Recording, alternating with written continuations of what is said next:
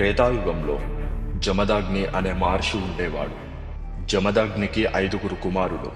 అందులో చివరివాడు పరశురాముడు. ఒకనాడు 1000 చేతుల గల కార్తవీర్యార్జునుడు జమదాగ్ని ఆశ్రమానికి వచ్చి అన్యాయంగా కామధేనువుని ఎత్తుకెళ్లిపోయాడు.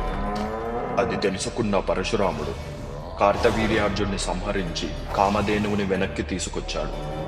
ఇలా కొంతకాలం గడిచింది. ఒకనాడు పరశురాముడు లేని సమయం చూసి పగతో రగిలిపోతున్న కార్తవీర్యార్జునుడి కుమారులు ఆశ్రమానికి వచ్చి జమదాగ్ని మహర్షిని చంపేశారు.